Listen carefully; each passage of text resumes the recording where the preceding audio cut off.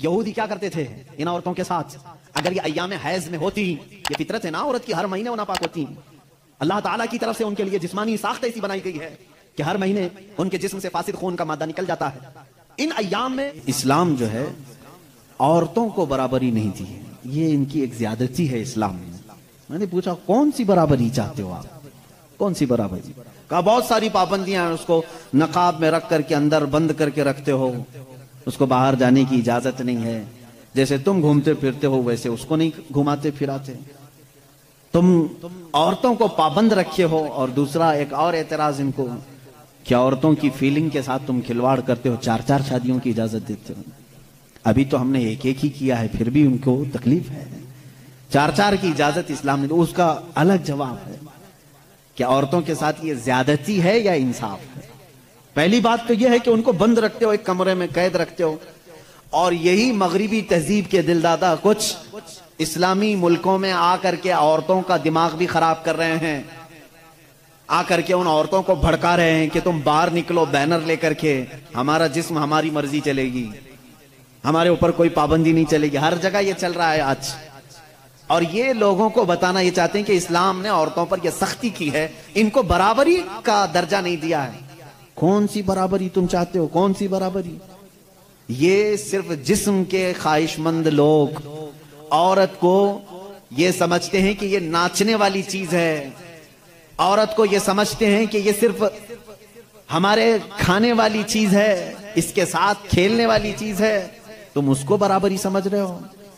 मैं कहता हूं उन माओ और बहनों से, तुम इनकी बराबरी के को पसंद करते हो या फिर इस्लाम ने जो तुम्हें बराबरी दी है वो क्या है? आओ रसूल करीम सल्लल्लाहु अलैहि वसल्लम के फरामीन तो सुनो। मेरे आका ने फरमाया, जिसने एक बेटी की परवरिश की और उसको शादी करके दिया, उसको कयामत के दिन जन्नत में ले जाना मेरा जिम्मा है, मेरी शफाअत उस पर वाजिब है। हुजूर अकरम सल्लल्लाहु अलैहि वसल्लम ने फरमाया, बेटी के लिए जिस अरब ने दफनाया था उस जगह मेरे आका ने ऐलान किया। तुम कहते हो इस्लाम इनके ऊपर सख्तियां करता है।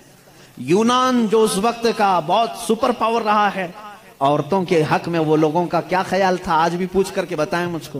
वो कहते थे कि औरत जो है सबके साथ जीने वाली मखलूक नहीं, उसे 5-5 जंजीरें पहनाते थे, 2 हाथ में, 2 पैरों में, गले में। उसकी निशानियां आज भी औरतों के पास बाकी हैं, लेकिन शक्ल बदल गई है। दोनों हाथ में चूड़ियां हैं, दोनों पैरों में पायल हैं और गले में नेकलेस भी है ना। वो 5 जंजीरें पहनाकर बाजार में लाते थे औरत को। ये यूनान उस वक्त का तरक्की याफ्ता मुल्क, उनकी किताबें मशहूर थी और इस्लाम ने उन 5 जंजीरों को काट करके जेवर बनाया है। और तुम कहते हो इस्लाम ने औरतों को बंद करके रखा है।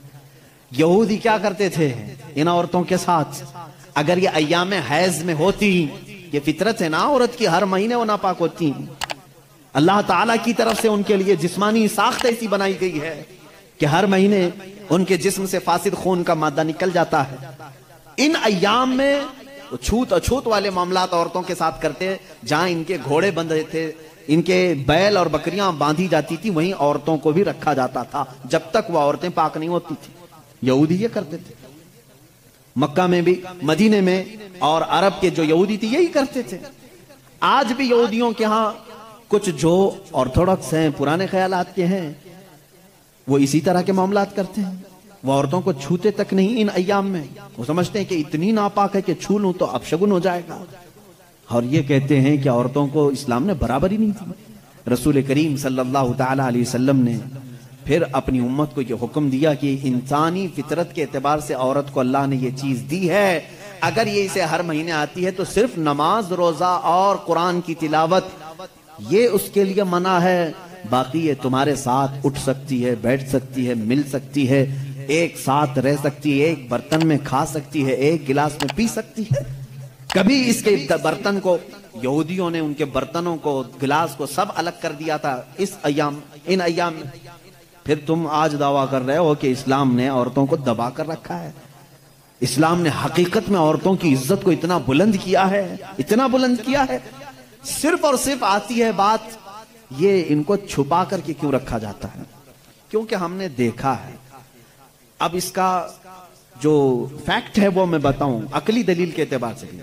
जज्बाती बातें बहुत हो जाती हैं, वो कीमती हैं इसलिए हम उनको छुपा कर रखते हैं।